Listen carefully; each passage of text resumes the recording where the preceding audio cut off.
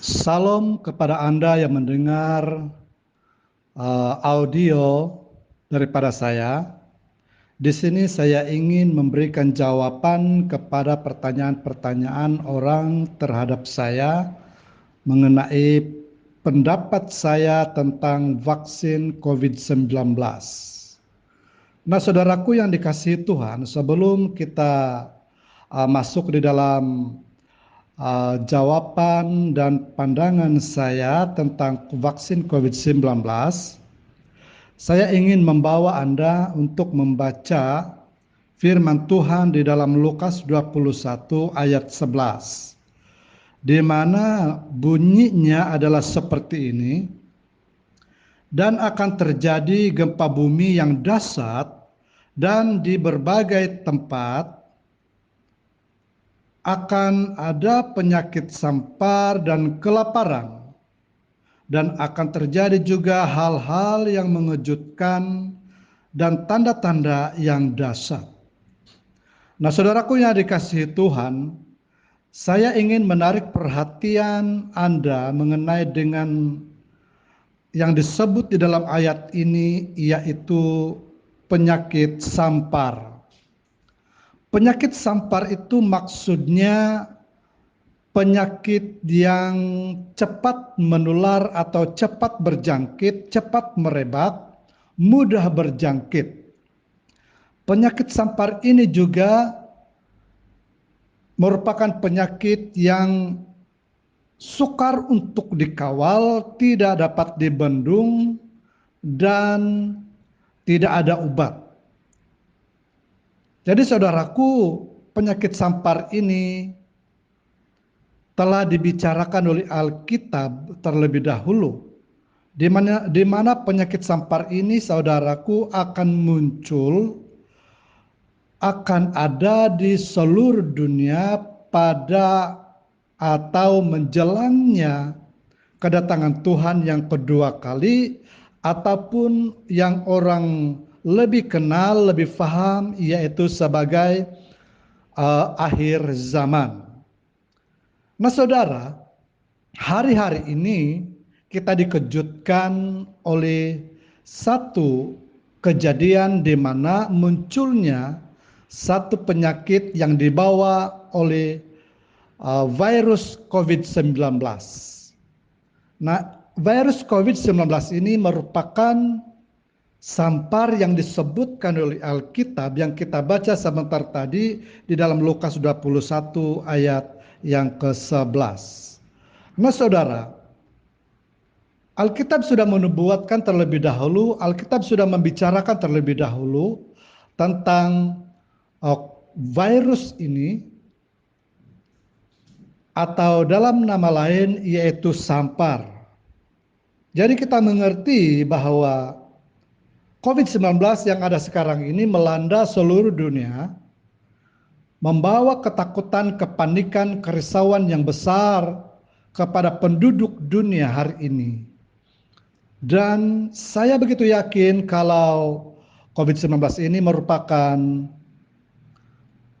satu keizinan Tuhan agar orang-orang Kristen, khususnya orang percaya, dapat belajar untuk lebih lagi mengandalkan Tuhan, dapat belajar untuk lebih lagi hidup di dalam kebenaran Tuhan, atau memelihara iman mereka supaya iman mereka itu tidak jatuh, atau supaya iman mereka itu tetap berfungsi sekalipun di dalam situasi yang sangat sukar, sangat sulit. Karena saya percaya bahwa akan ada satu penyakit atau akan ada satu perkara yang lebih dahsyat, lebih hebat, lebih besar, lebih kuat daripada COVID-19 hari ini, saudara. Nah, saudaraku yang dikasihi Tuhan,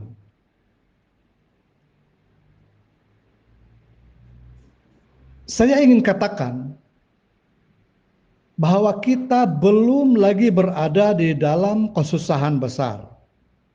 Kita masih berada di dalam tahap penantian kedatangan Tuhan yang kedua kali.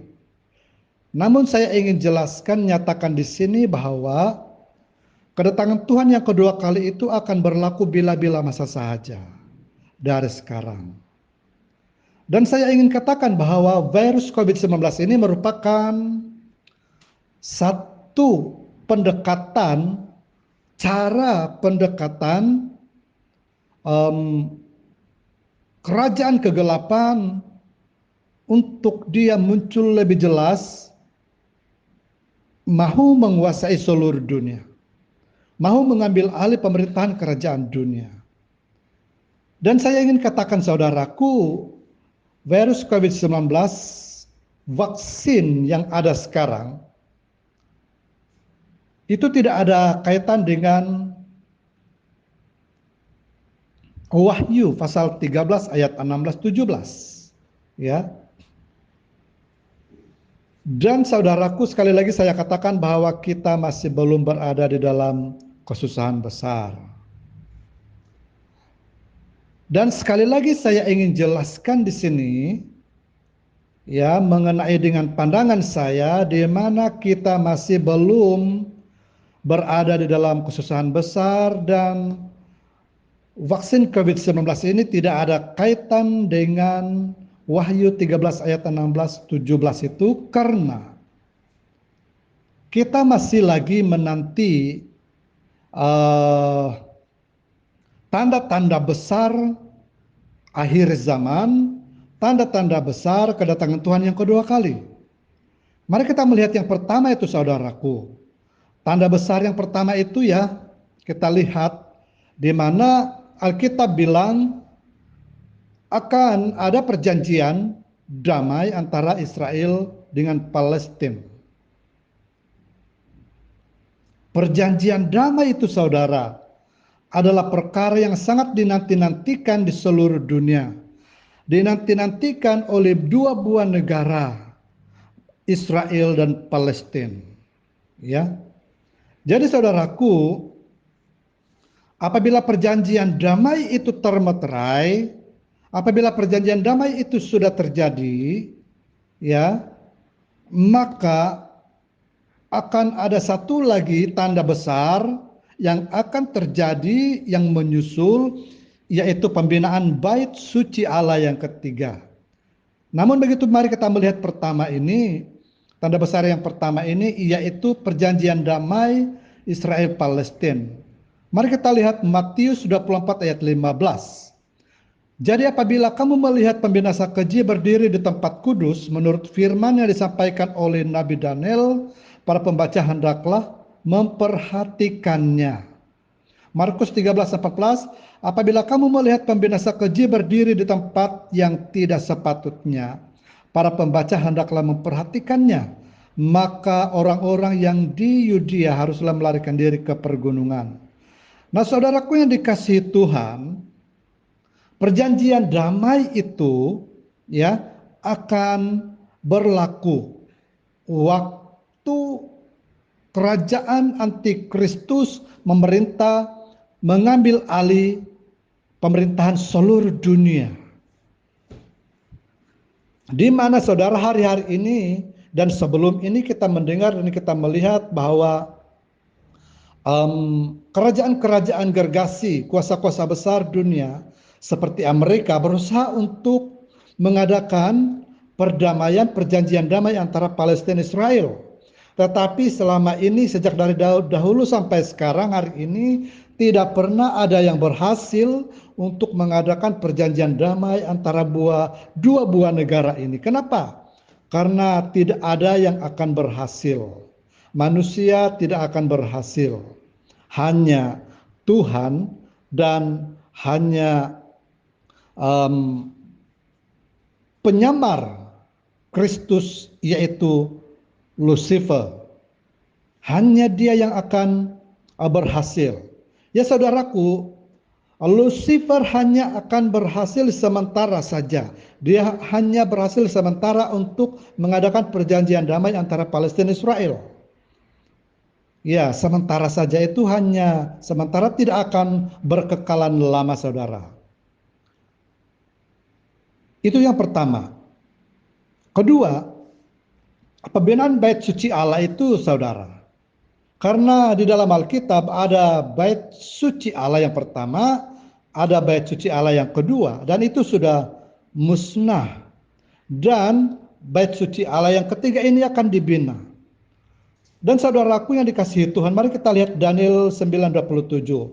Raja itu akan membuat perjanjian itu menjadi berat bagi banyak orang selama 1 kali 7 masa.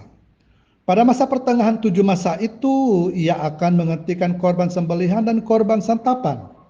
Dan di atas sayap kekejian akan datang yang membinasakan, sampai pemusnahan yang telah ditetapkan menimpa yang membinasakan.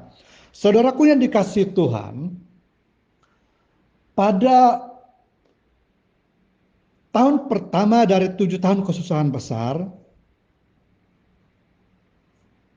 bulan pertama dalam tahun pertama, minggu pertama dalam bulan pertama, dan hari pertama dalam minggu pertama sejak Antikristus menguasai seluruh dunia, ya, perdamaian itu akan terjadi ditandatangani antara Palestina dan Israel. Dan waktu itu, saudaraku, ya, tidak ada halangan lagi untuk Israel membina bait suci Allah yang ketiga di kota Yerusalem. Karena kenapa ada halangan hari ini? Karena kenapa mereka Israel masih belum dapat membina bait suci Allah yang ketiga? Karena masih ada halangan daripada kerajaan yang lain, yaitu Palestina. Mereka mendakwa kota Yerusalem itu adalah milik Palestina.